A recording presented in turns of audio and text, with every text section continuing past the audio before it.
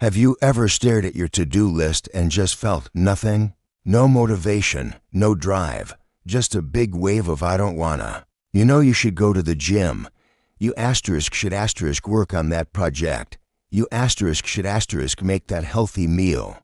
But the feeling just isn't there. We've all been there. It is that moment where the couch feels like a magnet and your phone screen is the most interesting thing in the world. So what do? Most of us wait.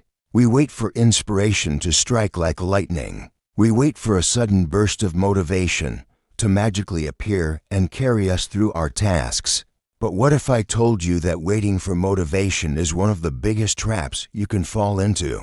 Motivation isn't a magical force that you either have or you don't. It's a result. It's what happens after you start doing something, not before. Think about it. The hardest part of going for a run is putting on your shoes and getting out the door. The hardest part of writing is typing that first sentence. The hardest part of cleaning is just starting that first small task. But once you begin, something amazing happens. Momentum builds. The action itself creates the feeling you were waiting for. You start to feel good. You feel accomplished. And suddenly, you have the energy to keep going. That feeling right there is motivation. It doesn't precede action, it follows it. This is the core principle that can change your life. Action creates motivation, not the other way around. This isn't just some feel-good quote.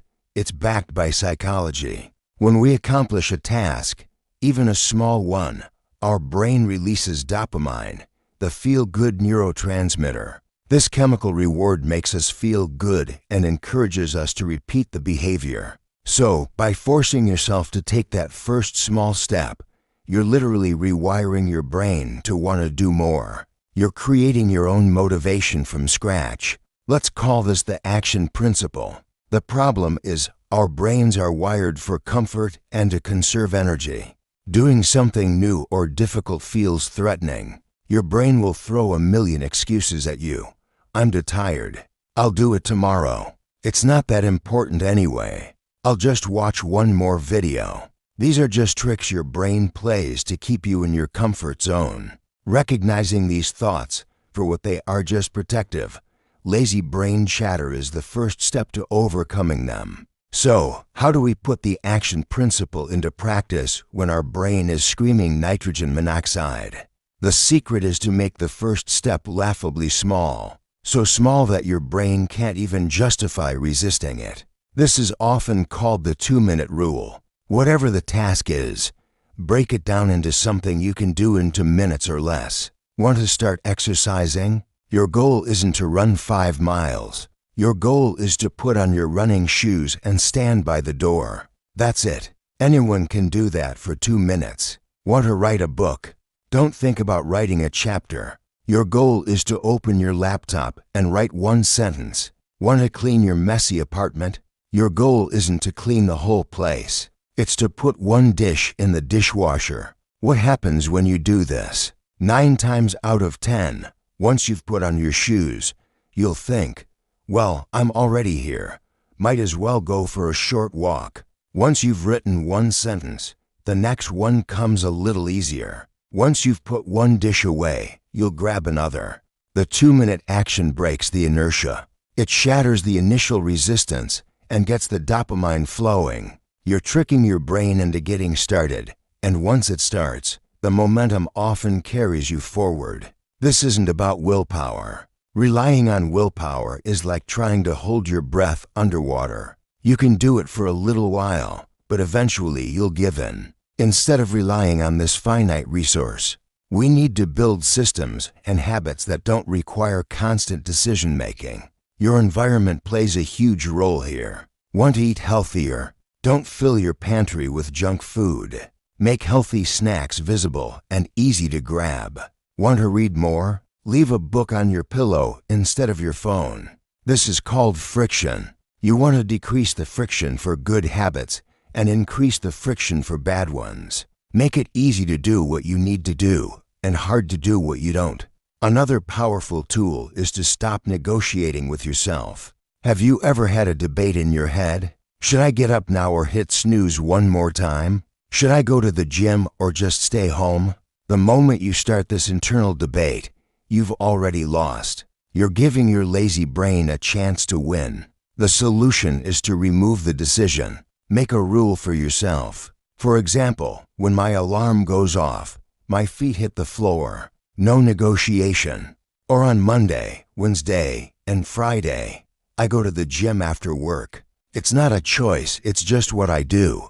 By treating these actions like appointments you can't cancel, you eliminate the mental energy wasted on deciding. You just do. Think of it like brushing your teeth. You probably don't wake up and have a big internal debate about whether you feel motivated enough to brush your teeth. You just do it. It's a non-negotiable part of your routine. What if you could make your most important goals feel the same way? The key is consistency. By showing up, especially on the days you don't feel like it, you're casting a vote for the person you want to become. Each time you choose action over inaction, you're building a new identity. You're not just someone who wants to be disciplined. You're becoming a disciplined person. And it's crucial to be kind to yourself in this process. You will have days where you fail. You'll hit snooze. You'll skip the gym. You'll eat the junk food. That's okay. It's part of being human. The goal isn't perfection, it's progress. The danger isn't failing once.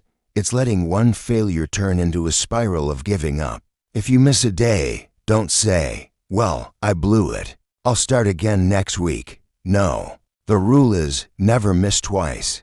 If you miss one workout, make sure you get the next one. This mindset prevents one small slip-up from derailing all your progress. It reframes failure as a data point, not a catastrophe. Let's summarize these strategies. First, forget about waiting for motivation. Embrace the action principle. Action creates motivation. Second, use the 2-minute rule. Break your task down into something so small you can't say no. Just start. Third, design your environment. Decrease the friction for good habits and increase it for bad ones. Make doing the right thing the easy thing. Fourth, stop negotiating with yourself. Make your important actions non-negotiable appointments. And finally, never miss twice. Forgive yourself for slipping up, but get back on track immediately. This isn't about hustle culture or burning yourself out. It's about building a life of purpose and accomplishment, one small, intentional action at a time. It is about respecting your future self enough to do the hard things today that will pay off tomorrow. The feeling of accomplishment that comes from doing what you said you would do, especially when it was hard, is far more satisfying than the fleeting comfort of procrastination. The next time you're staring at that task and feeling that familiar wave of "I don't feel like it," I want you to remember this. Don't wait for the feeling. Create the feeling. Take one laughably small action. Put on your shoes. Write one sentence. Put one dish away. Prove to yourself that you are in control, not your fleeting emotions. You are the one who decides what gets done. Now go and just start. Thanks for watching. If this resonated with you, give this video a like and subscribe for more content on building a better, more disciplined life. See you in the next one.